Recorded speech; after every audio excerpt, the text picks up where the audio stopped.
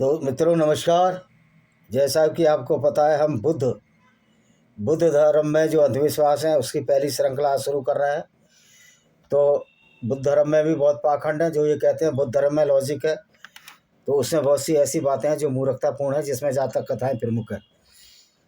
उसको तो हम कल बताएंगे। आज हम तो प्रस्तावना के तौर पर एक छोटा 14-15 मिनट का एक वीडियो बना रहे हैं। सुनिए। भारत में कुछ लोग स्वयं को बौद्ध धर्म का अनुयायी बताते हुए हिंदू धर्म की मान्यताओं और परंपराओं को अंधविश्वास और पाखंड करार देते हैं। सोशल मीडिया, व्हाट्सएप यूनिवर्सिटी के तथाकथित विद्वानों की आदत बन गई है। वो हिंदू धर्म की आलोचना तो करते हैं, लेकिन अपने धर्म ग्रंथों को पढ़ने और समझने का प्रयास नहीं करते। बौद्ध धर्मों में बहुत सारे अंधविश्वास हैं।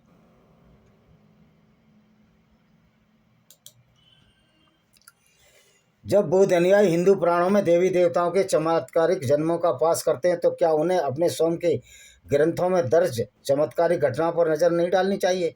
यदि वे अपने पवित्र ग्रंथों को पढ़ें तो शायद वे स्वयं अपनी आलोचना का शिकार बन जाएंगे। अब क्या क्या है देखो अंधविश्वास इसमें। बौद्ध धर्म के सबसे महत्वपूर्ण ग्रंथों में से एक मिलिंदापना, जो बौद्ध त्रिपिटकों के बाद सबसे अधिक मान्यता प्राप्त ग्रंथों में शामिल है। इसमें बौद्ध भिक्षु नागसेन और भारत यूनानी राजा मिलिंद या मियंडर, एक राजा आया था ना मेनेंडर, के बीच संवाद दर्ज है। इस ग्रंथ में गर्भधारण से जुड़ी कई अजीबोगरीब मान्यताओं का वर्णन किया है, जो दर्शाती है अंधविश्वास केवल हिंदू धर्म तक सीमित नहीं है। वैसे तो हिंदू कोई धर्म ही नहीं है, सनातन धर्म है। मिलिंद प्रश्न में दर्ज अजीबोगरीब गर्भधारण सिद्धांत, जो मिलेंडर आया था। मिलिंद प्रश्न के अनुसार दुकुल नामक तपस्वी ने पारिका नामक तपस्वी की नाभि को उसके मासिक धर्म के दौरान अपने दाहिने हाथ के अंगूठे से छू दिया। इस स्पर्श के कारण गर्भवती हो गई और उसने मांडव्य नामक पुत्र को जन्म दिया। अब अंगूठे से छूने से ही होने लगे। तो फिर बुद्ध धर्म में लॉजिक कहाँ भाई? पाली में क्या लिखा जाएगा इसको? तापसेन परिकाया तपस्या उतु निकाले दक्षिणे हत्त गुट्टेन नाभि परामट्टा तस्तेन नाभि परासनेन शाम कुमारो निबतो। यह कथा न केवल अवैज्ञानिक है, बल्कि यह भी दर्शाती है कि हिंदू ग्रंथों की आलोचना करने वाले बौद्ध अनुयायी को पहले अपने ग्रंथों पर ध्यान देना चाहिए। दूसरा अंधविश्वास है मुंह से वीर्य ग्रहण करने से गर्भपात। एक अन्य कथा में उदाई नामक स्थविर बौद्ध संत एक भिक्षुणी के पास गए। भिक्षुणी को देखकर उनके मन में वासना जागृत हुई और उन्होंने अपने वस्त्र में वीर्यपात कर दिया। बाद में जब भिक्षुणी ने वस्त्र धोया तो उसने वीर्य का एक भाग निकल लिया और दूसरा भाग अपनी योनि में डाल लिया, जिससे वह गर्भवती हो गई और कुमार कश्यप पैदा हुए। पाली में क्या लिखा? थेरमस्य उदाई सम भिक्षुनु पश्यम उपगतसम रतन चित्तेन भिक्षुनिया अईगत जातम उपन्यज्ञान्ते रसम संभवे का सावे मुच्ची। अब हंसी मजाक से गर्भधारण होता है। मिलिंद प्रश्न में यह भी वर्णित है सिर्फ हंसी मजाक करने से, आंखों से इशारा करने से या हल्के सर से भी महिलाएं गर्भवती हो सकती हैं। इसके लिए क्या लिखा है? ऊ हसन सपी सन्निपातो उल्लपनपी सन्निपातो उपनिज्जासी सन्निपातो। हवा और बादलों की गर्जना से भी गर्भधारण हो सकता है। इस ग्रंथ में एक और हास्यपद दावा किया, मुर्गी हवा से और बगले बादलों की गर्जना से गर्भवती हो जाते हैं। मूल पाली क्या है? कुक्कुटाना महाराजान वातेन गव्यवंती होती बलाकान में एक सन गव्य क्रांति होती। तो आप ये देखिए कैसे हो जाता है। बादलों की गर्जना से मुर्गियां और बगले बादलों की गर्जना से मुर्गियां, हवा से बगले बादलों की गर्जना से गर्भवती हो जाते हैं। हंसी मजाक से, आंख से इशारा करने से महिला गर्भवती हो सकती है। मुंह में वीर्य धारण करने से गर्भपात हो जाता है और मूल अंगूठी के स्पर्श से भी गर्भधारण हो जाता है। तो इन कथाओं से स्पष्ट हो जाता है अंधविश्वास केवल हिंदू धर्म में नहीं, बल्कि बौद्ध धर्म के प्राचीन ग्रंथों में भी प्रचुर मात्रा में मौजूद था। और यदि हिंदू धर्म के कुछ चमत्कारिक जन्म की कथाएं हैं, तो बौद्ध धर्म भी उससे कम हास्यपद बातें नहीं लिखी गई हैं। जो लोग हिंदू धर्म की आलोचना करते हैं, उन्हें पहले अपने ग्रंथों को पढ़ लेना चाहिए, समझना चाहिए वे भी उतने अंधविश्वासी हैं। यह कहना गलत नहीं होगा भारतीय उपाधि में चमत्कारिक जन्म और अजीब गरीब धार्मिक अंतर है बौद्ध धर्म से ही शुरू ही है। अब ये देखिए,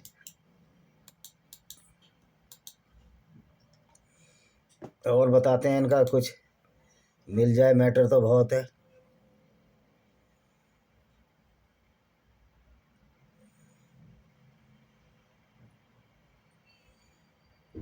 और बताते हैं, देखो आज इनका पूरा बता ही दें। ये कल से फिर जातक कथाएं बताऊंगा किस तरह अंधविश्वासी है ये।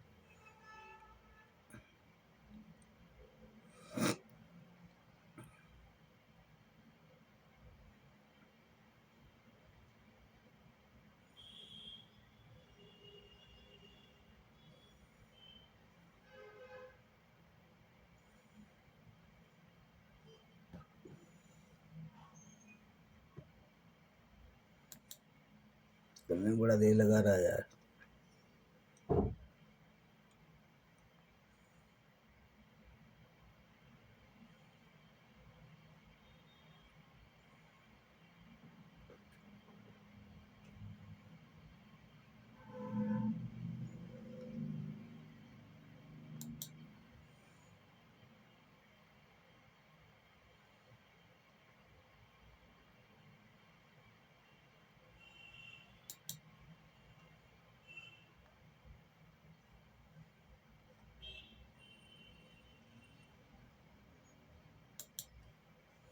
हाँ, बुद्ध का भी तो दांत है।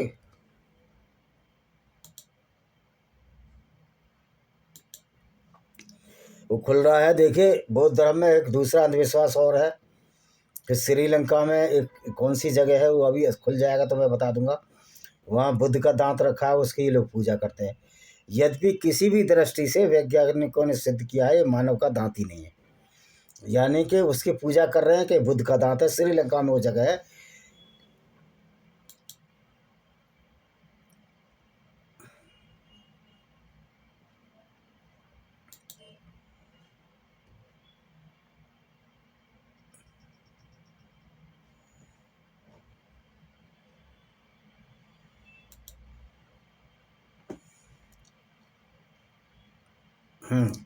तो बौद्ध धर्म में कुछ ऐसी मान्यताएं प्रथाएं हैं जिन्हें अंधविश्वास माना जा सकता है, खासकर जब बुद्ध के मूल सिद्धांतों से भटककर। तो कौन कौन सी अंधविश्वास? चमत्कारिक और अलौकिक शक्तियां। कुछ ग्रंथों जैसे मिलिंद प्रसन्न, जिसका मैंने हवाला दिया, अंगूठी का स्पर्श या हवा से गर्भधारण जैसी बात है। मूल बौद्ध धर्म ईश्वर के प्रति अस्तित्व पर मानता, लेकिन महायान शाखा ने बुद्ध को ईश्वर मानकर उसकी मूर्तियां और देवताओं की सेना खड़ी कर दी। बौद्ध धर्म में जातिवाद भी है। हीनयान महानयान पुरोहितों का प्रभाव। कई बार पुरोहितों द्वारा अपनी स्वार्थ सिद्धि के लिए चमत्कार और मनगढ़ंत कहानियों का खूब प्रचार किया जाता है। तो इस तरह बुद्धिज्म में भी पाखंड है। ये देखो पूरी दुनिया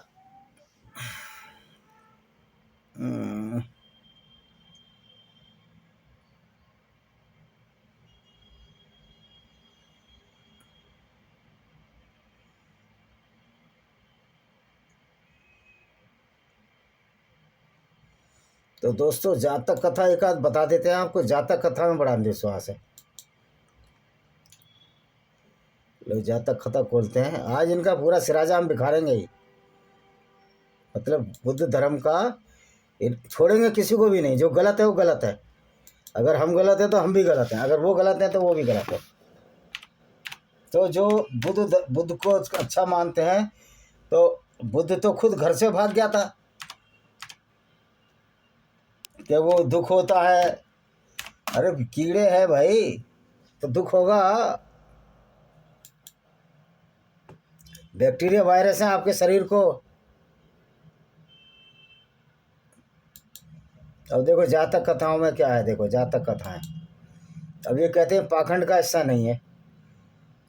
ये देखो जातक कथाएं बौद्ध ग्रंथ त्रिपिटक का सुत्त पिटक अर्थात खुद्दक निकाय का 10वां भाग है। इन कथाओं में भगवान बुद्ध की कथाएं। पहले तो भगवान बुद्ध ही नहीं है, क्योंकि एक व्यक्ति जो जन्मा हो और मर गया हो वो कभी भगवान नहीं हो सकता। ये बहुत बड़ा झूठ है। मैं इन्हीं का लेख बता रहा हूँ और इसी को मैं डिबंक करूँगा। हालांकि कुछ जातक कथाएं गौतम बुद्ध के मौत के बाद उनके शिष्यों द्वारा कही गई हैं। जातक खुद्दक निकाय मुस्कान सेठ की कथा 10वां प्रसिद्ध ग्रंथ है। जातक को वस्तुत ग्रंथ न कहकर ग्रंथ समूह कहना अधिक प्रस्तुत होगा। उसका कोई कथानक पूरे ग्रंथ के रूप में, कहीं कहीं उसकी कहानियों का रूप संक्षिप्त काव्य जैसा है। अच्छा, जातक शब्द जन धातु से बना, जिसका अर्थ है भूत अथवा भाव।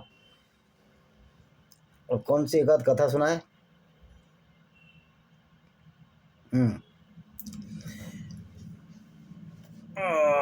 देखते हैं जी।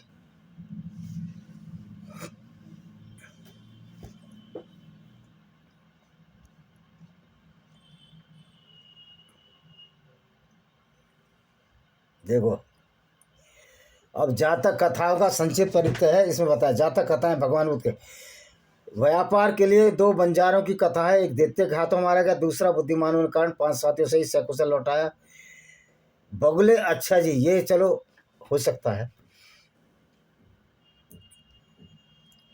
अच्छा जी, बंदर और हाथी तीतर में आपस में विचार कर निश्चय किया, ज्येष्ठ हो उसका आदर करना चाहिए। तो बंदर और हाथी और तीतर, पहली बात तो इनमें इतनी बुद्धि नहीं होती कि कोई बड़ा है कोई छोटा है, ये सब मूर्खता की बात है। और दूसरी कथा है, बगुले ने मछलियों को धोखा देकर एक एक को ले जाकर मार डाला। बगुले, मछली बगुले का हार है, और अंत में वो केकड़े द्वारा मारा गया। तपस्वी ने सांप के बच्चे को पाला, जिसने उसे डसकर मार डाला। सांप में तो कोई बुद्धि नहीं होती, तो तपस्वी ने कहा अपने। तो इस तरह की कुछ जातक कथाएं हैं, जातक कथाएं हैं। हाँ देखो, इसमें है बंदर तपस्वी का वेश बना कर आया।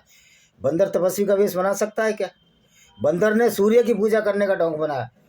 जन्म भूमि मोह कारण कछुए की जान गई। गीदड़ ने शेर की नकल करके पराक्रम दिखाया चाक। हाथी उनसे पांव उसके लीद कर दी।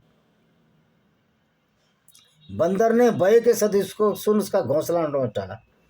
बंदर ने घोंसला नोच डाला, सब कथाएं हैं। मगर मछली ने बंदर का हृदय मांस खाना चाहा। तो ये जो जातक कथाएं हैं, ये एक तरफ से झूठी कहानियां हैं कि बुद्ध पिछले जन्म में क्या थे, पिछले जन्म में क्या देखा, और पिछले जन्म में अगले जन्म में क्या देखा ये तो पता नहीं है, पिछले जन्म में क्या देखा। तो ये सब इस तरह की झूठ और जो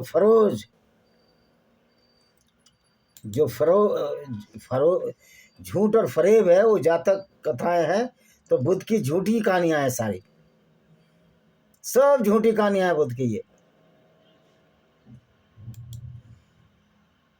थोड़ा सा और बताते हैं। तो बुद्ध ने अपने जीवन में अपने विचारों का संकलन नहीं होने दिया। वे नहीं चाहते थे उनके अनुयायी उनके विचारों पर आत्मपूर्ण कर विश्वास करते रहे। वे त्रिपिटकों का सार भी बता रहे हैं कि कैसे बुद्ध और उनके विचारों को संकलित किया गया। साथ में यह प्रस्ताव कहते हैं बुद्ध के दर्शन को त्रिपिटक तक सीमित न रखा जाए। तो हमने बुद्ध के जीवन उसके दर्शन पर कुछ बातें की। हम चाहते हैं कि विशेष मुद्दे को उठाएं कि बुद्ध ने अपने ज़माने को कैसे और कितना प्रभावित किया। हमने दुख दूर करने के उनके बतलाए हुए रास्ते पर बातें की। उनसे बारीक से दिखने वाले दार्शनिक मुद्दे कृतित्व समुदाय को भी हल्के से ही सही जानने की कोशिश की। मैंने ये भी बताया कि दूसरे धर्मों की तरह बौद्ध धर्म में भी पाखंड कम नहीं है। इस बारे में भी हम आगे बात करेंगे। ऐसा लगता है धर्म और विचारों की तरह पाखंड भी अहरनिश चलने वाली सत्ता होती है। अच्छे से अच्छे सद्विचारों के इर्द गिर्द पाखंड उभर कर आ जाते हैं। हमने देखा है आधुनिक जमाने में वैज्ञानिक सुचिंतित मार्क्सवादी दर्शन पर आधारित जमातों और पार्टियों में भी पाखंड कम नहीं है, बल्कि फैला हुआ है। इन पर विजय हासिल करने होते हमें विवेक जागृत करने होते हैं।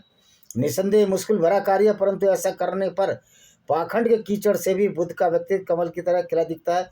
फिलहाल चाहते हैं हम देखें, विचार करें आखिर कौन कौन सी बात बुद्ध और आज तक लोगों को